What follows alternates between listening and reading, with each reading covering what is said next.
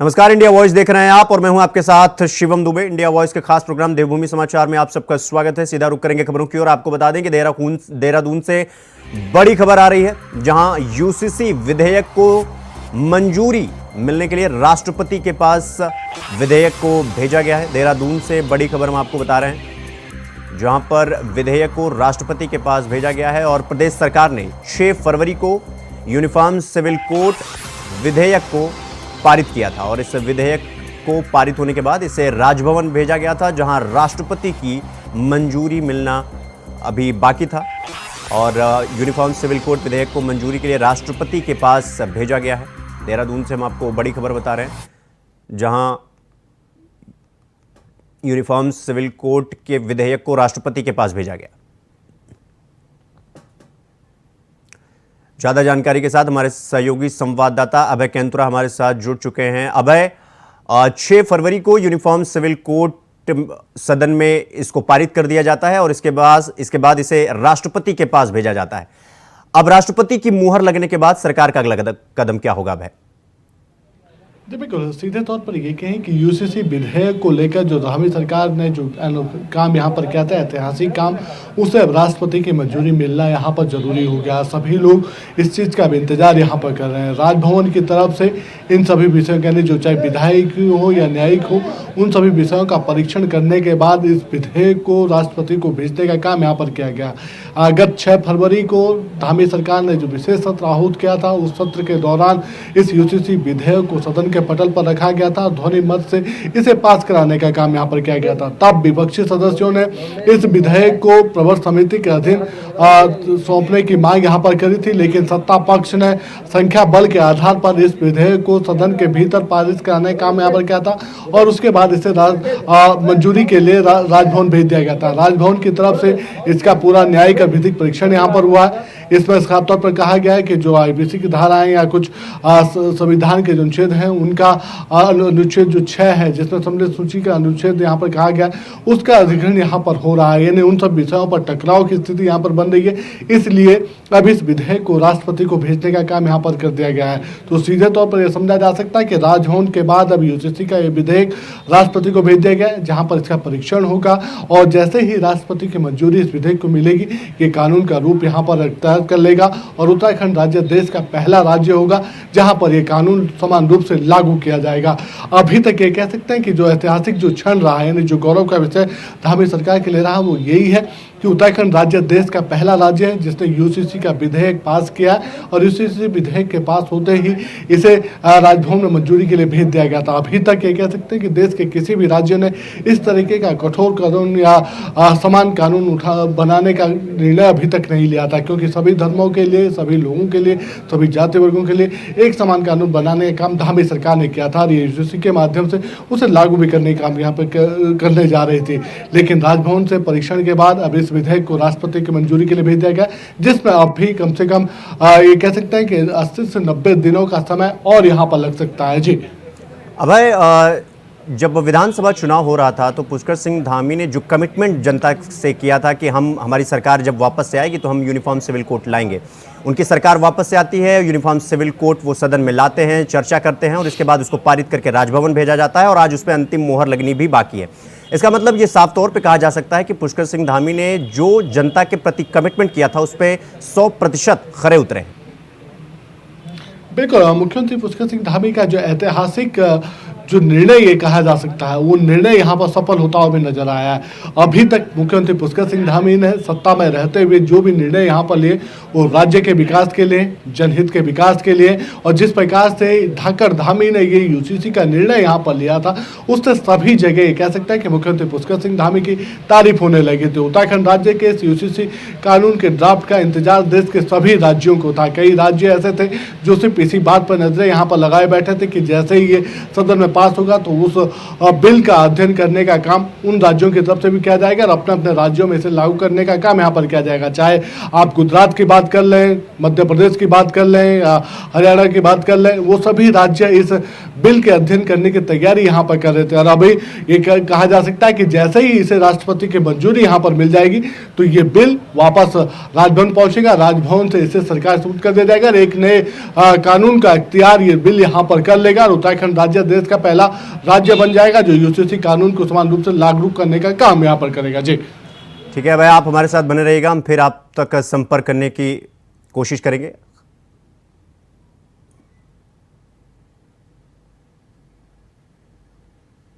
खबरों में आगे बढ़ेंगे। आपको बता दें कि उत्तराखंड के पुष्कर सिंह धामी ने एक कठिन निर्णय लेने और अपने वादों को पूरा करने की क्षमता का प्रदर्शन किया है।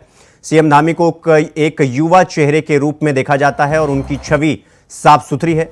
वर्दी जैसी प्रतिबद्धताओं को पूरा करने में उनकी सफलता, नागरिक संहिता, यूनिफॉर्म सिविल कोड, हिंसा से तुरंत निपटने की इच्छा शक्ति, हल्द्वानी और सिलक्यारा में उनकी जो सक्रिय भागीदारी रही है, बेड बारकोट सुरंग बचाव अभियानों ने इस धारणा को मजबूत किया है। आपको बता दें कि सूची में केंद्रीय मंत्रियों से लेकर अलग अलग राज्यों के मुख्यमंत्रियों के नाम शामिल हैं। साथ ही इस लिस्ट में पुष्कर सिंह धामी 61वें पद पर हैं। आपको बता दें कि पिछले साल सीएम धामी इस लिस्ट में 93वें पद पर बने हुए थे।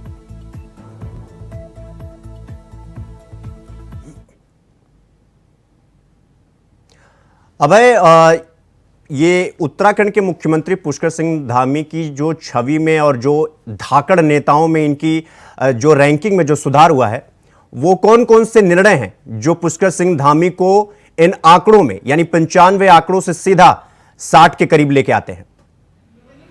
बिल्कुल, इसे उत्तराखंड राज्य के लिए इस समय गौरव का क्षण कहा जा सकता है कि राज्य के जो मुखिया हैं, युवा मुख्यमंत्री पुष्कर सिंह धामी, वो पूरे देश में यानी 100 मोस्ट पॉपुलर लोगों की जो सूची यहाँ पर जारी हुई है उसमें 63वें नंबर पर यहाँ पर पहुँच चुके हैं।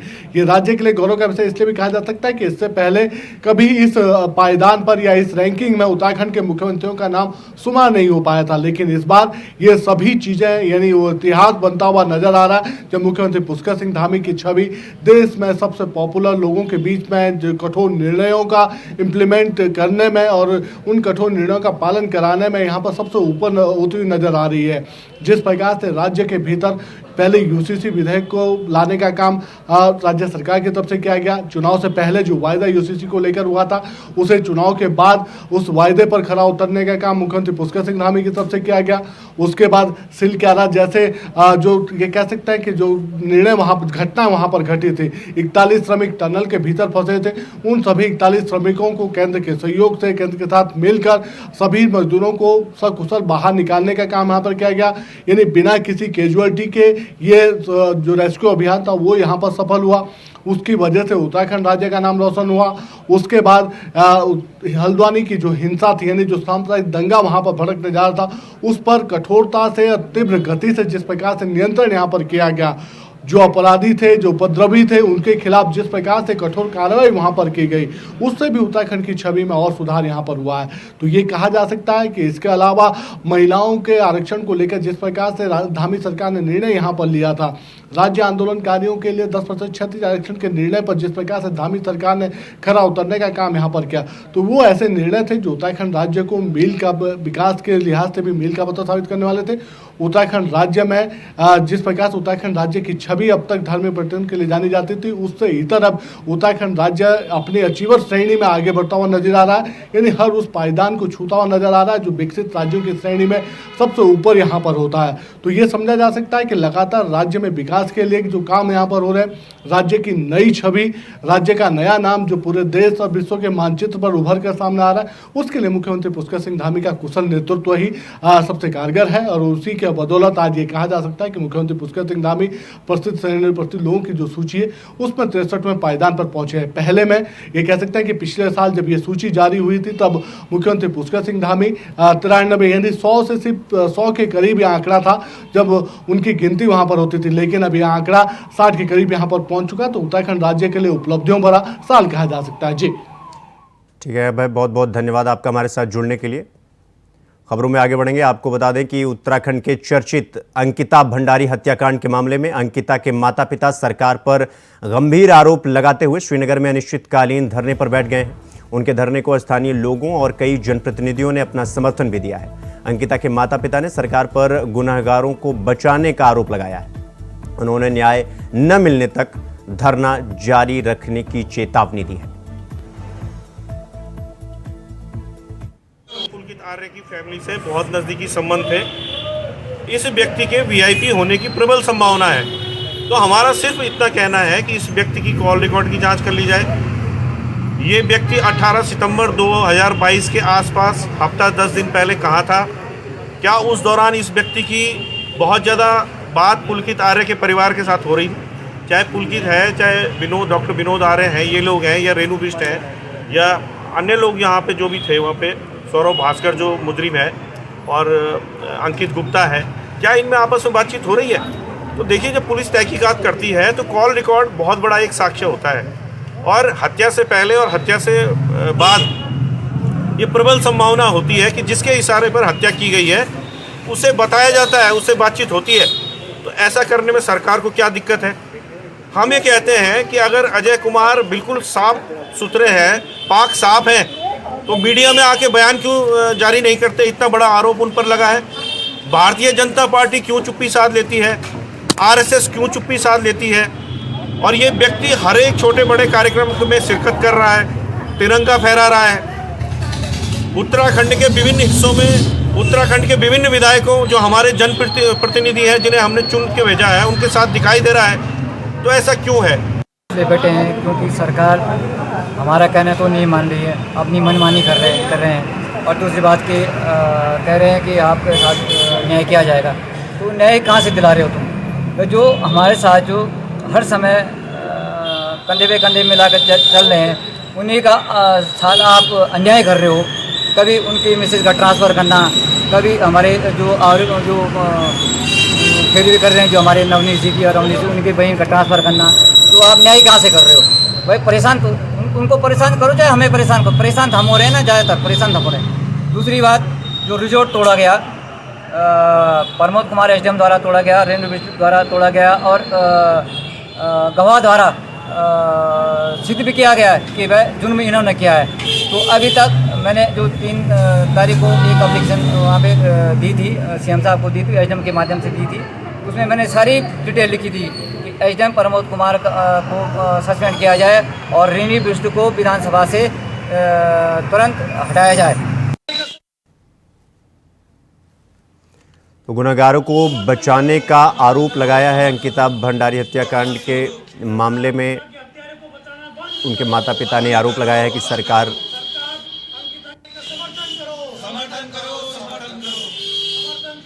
इस खबर पर हमारी संवाददाता अंजना गोयल हमारे साथ जुड़ी हुई हैं। अंजना, चूंकि अंकिता भंडारी हत्याकांड मामला बेहद चर्चित हत्याकांड मामला था और इस पर आए दिन विपक्ष सरकार पर हमलावर भी होता है। इस चीज को लेकर के सरकार को बैकफुट पर ढकेलने की भी कोशिश की जाती है।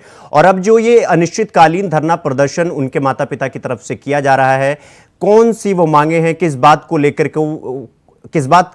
लेकर के बेसिकली वो ये अनिश्चितकालीन धरने पर बैठे हुए हैं? आपको बता दूं, अंकिता हत्याकांड जो है उत्तराखंड का सबसे बहुचर्चित हत्याकांड रहा है। इनके माता पिता लगातार पिछले 1 साल से न्याय की गुहार लगा रहे हैं। हालांकि कोटद्वार के माननीय न्यायालय में मामला चल रहा है और गवाहों की गवाही भी हो चुकी है, लेकिन उसके बावजूद भी उनको कहीं ना कहीं ऐसा लगता है कि सरकार और प्रशासन स्थानीय जो है कि वो उनको न्याय मिलने में देरी हो रही है। यही वजह है कि आज वो वहां पर धरने पर बैठ गए हैं और उनके साथ विभिन्न संगठन भी उनके साथ आ गए हैं और धरने पर उनके साथ बैठे हैं।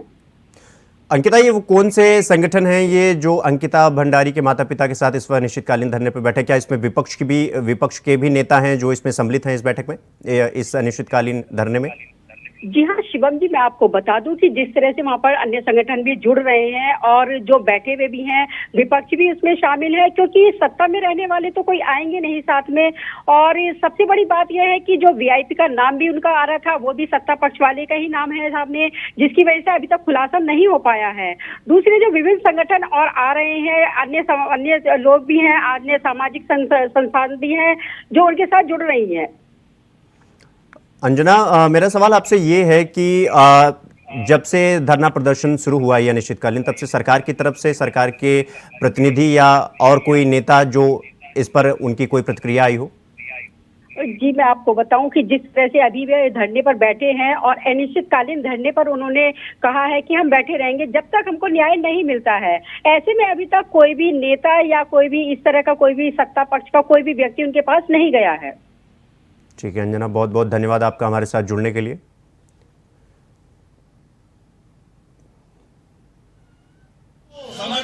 तो ये सरकार पर ये गंभीर आरोप लगाया है अंकिता भंडारी के माता पिता ने। बुलेटिन में रुकेंगे एक छोटे से ब्रेक के लिए, खबरों का सिलसिला जारी है, फौरन लौट रहे हैं। ब्रेक के बाद एक बार फिर आप सबका स्वागत है, मेरे साथ रुक करेंगे अगली खबर की ओर। आपको बता दें कि बजट सत्र में चौथे दिन की कार्रवाई जारी है, लेकिन सदन के भीतर पक्ष और विपक्ष को लेकर लगातार नोकझोंक हो रही है। विपक्ष के तेवरों को लेकर नेता प्रतिपक्ष यशपाल आर्य से बातचीत की हमारे संवाददाता अभय कैंतुरा ने सुनी। की जो कार्रवाई रही है, आप लोगों ने लगातार मुद्दे भी उठाए, चाहे भ्रष्टाचार का हो, किस रूप में देखते थे? अब देखिए हालात किस तरह के हैं। सदन नियमों से नियमावली से संचालित होता है, लगातार कहते रहे हैं, लेकिन सदन सरकार संचालित कर रही है, ये विडंबना है। और जो प्रश्न, जो सवाल हम नियमों के तहत हमने उठाए हैं, प्रश्नकाल की स्थिति है, साफ है कि माननीय मंत्रीगण प्रश्नों का जवाब देने की स्थिति में नहीं है, होमवर्क नहीं है, और जो सवाल पूछे जाते हैं जवाब कुछ और आता है। काम रोको प्रस्ताव में भी कोई जवाब नहीं मिलता है। जैसा हमने कानून व्यवस्था को लेकर नियम 310 के अंतर्गत इस मामले को सूचना दी थी और नियम 58 में उस स्वीकृति माननीय अध्यक्ष द्वारा किया गया, लेकिन जवाब नदारद है। भ्रष्टाचार चरम सीमा पर है। तीन मामलों में माननीय उच्च न्यायालय ने अनुशंसा की है कि इसकी सीबीआई जांच होनी चाहिए और अपराधियों को, घोटालेबाजों को बचाने के लिए सरकार माननीय उच्चतम न्यायालय में जाती है, याचिका दाखिल करती है और माननीय उच्चतम न्यायालय के तौर पर तल्ख टिप्पणी की जाती है। आखिर इन लोगों को क्यों सरकार बचाना चाहती है? इससे बड़ा उदाहरण देखने को नहीं मिलेगा। और इस बार भी हाउस में हमने प्रश्न उठाए थे, लेकिन उनका जवाब सरकार द्वारा भी दिया गया। सर, कल आपने राज्यपाल के अभिभाषण के जब धन्यवाद प्रस्ताव चला था, आपने कहा था जोशीमठ में प्रस्तावित करने बजाय शहर में काम हो, जोशीमठ शहर का काम हो तो ज्यादा बेहतर हो। देखिए, जोशीमठ में किस तरह की जिंदगी बसर कर रहे हैं वहाँ के निवासी सब जानते हैं। 1000 करोड़ का बजट की व्यवस्था करने की बात सरकार ने कही थी, पुनर्वास की बात कही थी। वहाँ के लोग चाहते हैं कि हमारा वहीं पर बसासत हो। वहाँ की धरती, वहाँ की जमीन, वहाँ के जंगल में उन्होंने जिंदगी बसर की है, लेकिन सरकार नहीं चाहती है कि उनका विस्थापन हो।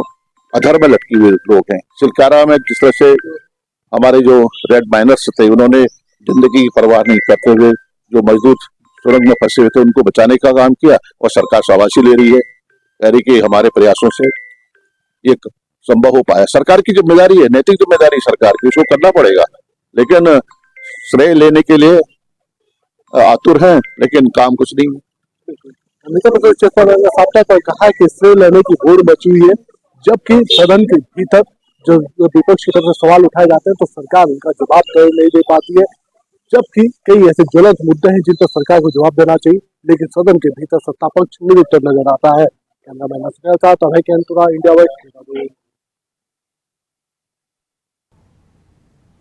पूर्व कैबिनेट मंत्री हरक सिंह रावत के करीबी पूर्व जिला पंचायत अध्यक्ष लक्ष्मी राणा ईडी कार्यालय पहुंच चुकी हैं। ईडी ने कुछ दिन पहले ही उन्हें नोटिस भेजा था। आपको बता दें कि ईडी वन विभाग में घोटाले के मामले में उनसे पूछताछ कर रही है।